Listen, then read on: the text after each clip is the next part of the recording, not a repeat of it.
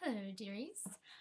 I know it's been so long since my last video. I've just been busy. Really, college is like the biggest process ever, so it's been consuming my life pretty much, and so is dance and school and everything else.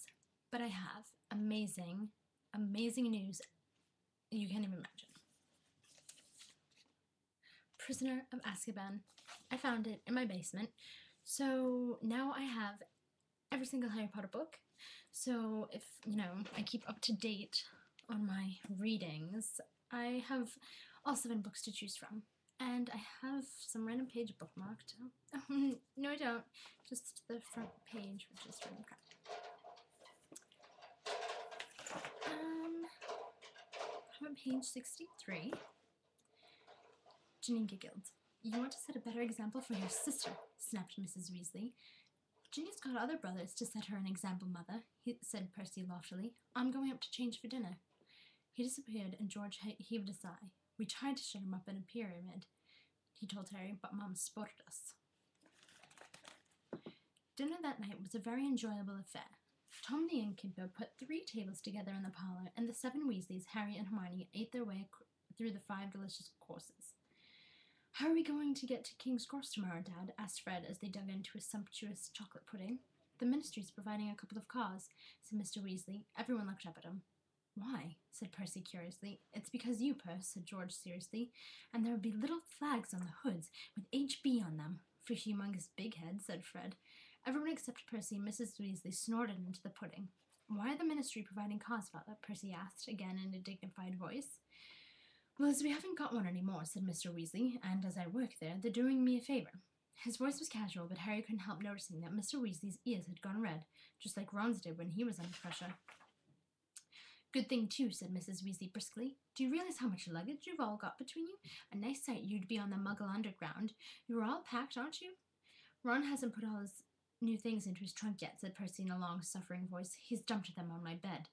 You'd better go and pack properly, Ron, because we won't have much time in the morning, Mrs. Weasley called down the table. Ron scowled at Percy. After dinner, everyone felt very full and sleepy. One by one, they made their way upstairs to their rooms to check their rings for the next day. To check their things for the next day. Ron and Percy were next door to Harry. He had just closed and locked his own trunk when he heard angry voices through the wall, and went to see what was going on. The door of number 12 was ajar, and Percy was shouting. It was here, on the bedside table. I took it off for polishing. I haven't touched it, all right, Ron roared back. What's up? Said Harry. My head boy badge is gone, said Percy, rounding on Harry. So's Scabbers' rat tonic, said Ron, throwing things out of his trunk to look. I think I might have left it in the bar. You're not going anywhere till you found my badge, yelled Percy. I'll get Scabbers' stuff. I'm packed, Harry said to Ron, and he went downstairs. Harry was halfway along the passage to the bar, which was now very dark, when he heard another pair of angry voices coming from the parlor. A second later, he recognized them as Mr. and Mrs. Weasley's. He hesitated, not wanting them to know he'd heard them arguing, when the sound of his own name made him stop, then moved closer to the parlor door. Makes so sense not to tell him, Mr. Weasley was saying heatedly. Harry's got a right to know. I've tried to tell Fudge, but he insists on treating Harry like a child. He's 13 years old, and the truth would terrify him, said Mrs. Weasley shrilly. Do you really want to send Harry back to school with that hanging over him? For heaven's sake, he's happy not knowing. I don't want to make him miserable. I want to pin him on as God, retorted Mr. Weasley. You know what Harry and Ron are like, wandering off by themselves. They've ended up in the Forbidden Forest twice. But Harry mustn't do that this year. When I think what could have happened to him that night he ran away from home, if the night bus hadn't picked him up, I'm prepared to bet he would have been dead before the Ministry found him. But he's not dead. He's fine, so what's the point?